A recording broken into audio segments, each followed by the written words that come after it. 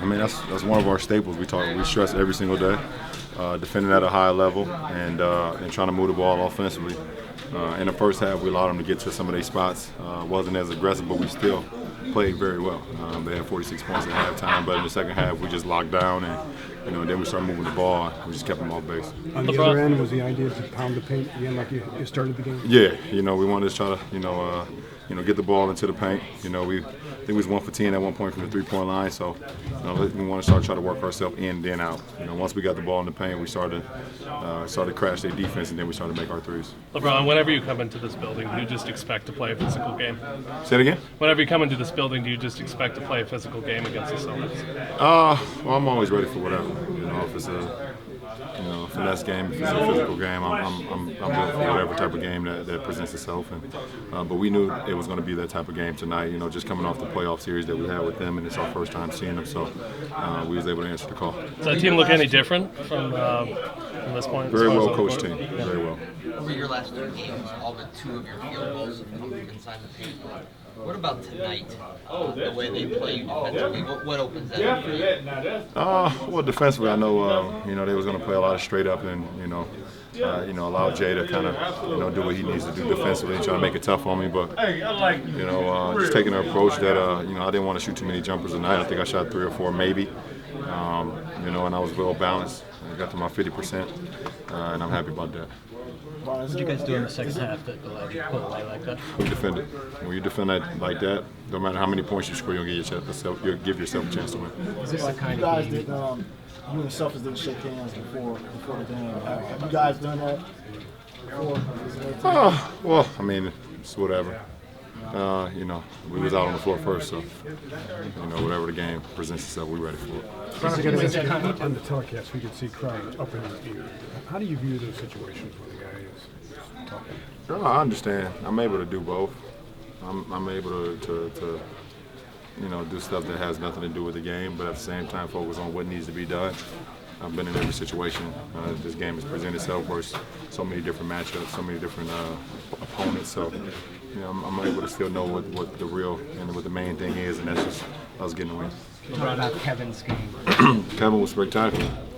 He held us that bad when they made a run in the fourth quarter. We got the ball to him on the post. He made a great up and under move. The next possession down, got to the free throw line. It was great. Did you have any idea that you average more points against the Celtics than any other team? Yeah. They probably got more wins versus me than any other team, if you include the playoffs. So I think I'm trying to even the gap up a little bit. Is engaging in the chippiness something that's okay for a group to do? Are you expected? Not for a full group, for guys that can handle it. Not for a full group. We need to still understand the job at hand, and that's to win a ball game, and that's to play our game. I can do both. Now that you're getting guys back, where do you feel like this team is at this point? We just want to continue to get better no matter who's in the lineup.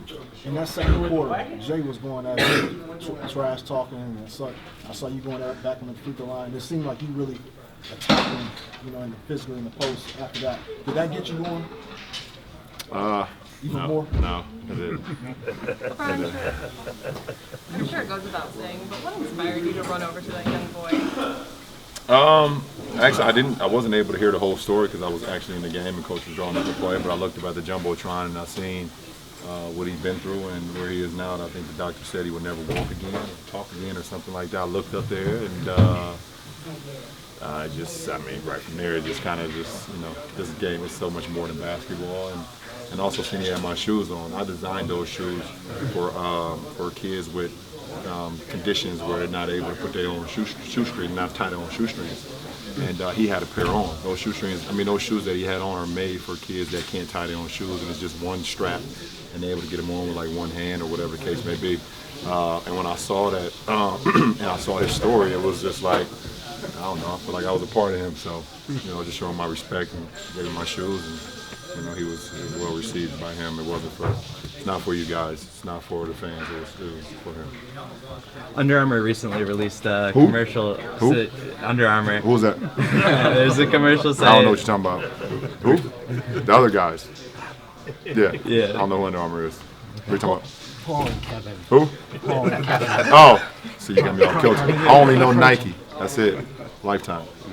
Paul and Kevin are approaching retirement. Can you just take a second to talk about your rivalry with that group? And It was great. It was great. Like I continue to say, I probably at one point I'll write my book. They will have a chapter. With Paul, Ray, Doe, Perk, KG, what they did for my career.